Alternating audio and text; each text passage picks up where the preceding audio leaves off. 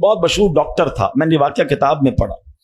مثال کے طور پہ اس کا نام ڈاکٹر احمد تھا. ساری زندگی اس نے بڑے آپریشن کیے، اس کا بڑا نام تھا. اب حکومت نے اعلان کیا کہ اس کو گولڈ میڈل دینا ہے، لائف ٹائم اچیومنٹ ایوارڈ. پوری زندگی اتنا کام کیا اس ڈاکٹر کو ملک کے دارالحکومت میں بلایا جائے گا اور ایک بڑی تقریب ہوگی اور اس کو گولڈ میڈل دیا جائے گا. ڈاکٹر بڑا خوش کہ اتنا بڑا ایوارڈ ملنے والا ہے. ڈاکٹر صاحب نے فلائٹ بک کی، جہاز میں بیٹھے. جیسے ہی جہاز اڑا تو کچھ دیر کے بعد موسم خراب ہو گیا اور جہاز میں کوئی پرابلم ہو گئی. تو جہاز کو راستے میں کسی چھوٹے سے ایئرپورٹ پر اتار لیا گیا. ڈاکٹر صاحب جہاز سے نکل کر عملے کے پاس جاتے ہیں کہ بھائی کب جہاز اڑے گا، میری تو وہاں بہت اہم تقریب ہے اور سارا پروگرام میرے لیے سجایا گیا ہے، میں چیف گیسٹ ہوں، مجھے گولڈ میڈل ملے گا، بتائیں دوبارہ جہاز کب اڑے گا. کثر چھوٹا سا ایئرپورٹ ہے، جہاز کا پرابلم بڑا ہے، اتنا جلدی ٹھیک نہیں ہوگا. آپ کو اگر پہنچنا ضروری ہے تو آپ کو ایک گاڑی لیں کرائے پر اور بائی کار چلے جائیں، آپ پہنچ جائیں گے اپنی تقریب سے پہلے. ڈاکٹر نے کہا یہ بھی آئیڈیا ٹھیک ہے، جہاز کے انتظار میں کہیں میرا پروگرام ہی مس نہ ہو جائے.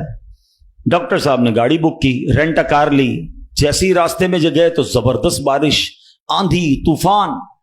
اس اندھیرے میں، اس آندھی طوفان میں ڈاکٹر صاحب راستہ بھول گئے اور کسی مین ہائی وے سے نکل کر گاؤں کے روڈ پہ چڑھ گئے.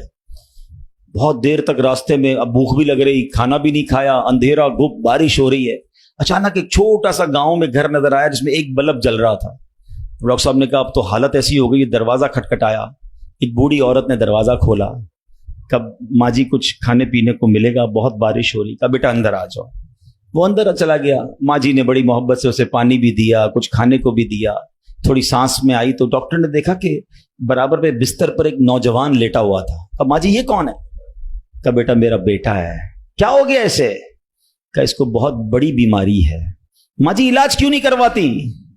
ماں جی کہتی میں نے گاؤں کے ڈاکٹر کو دکھایا ہے، ڈاکٹر کہتے ہیں ہمارے وطن میں ایک ہی ڈاکٹر ہے جس کا نام ڈاکٹر احمد ہے، وہی اس کا علاج کر سکتا ہے.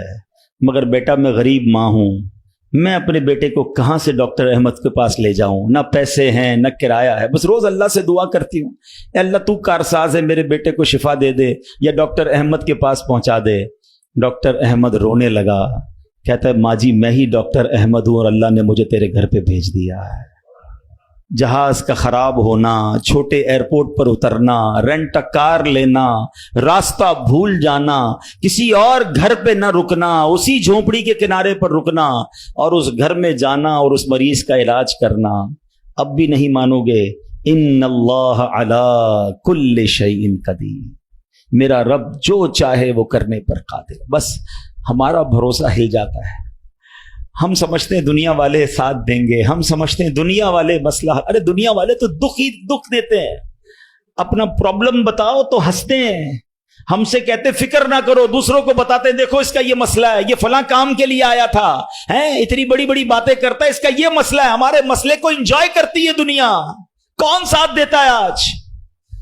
مگر جو ہمارے عیبوں پر پردہ ڈالنے والا، جو ہمیں بچپن سے لے کر آج تک نوازنے والا، جو ہمارے گناہ ہونے کے باوجود ہمیں عطا کرنے والا ہے، وہ ہمارا رب کریم ہے.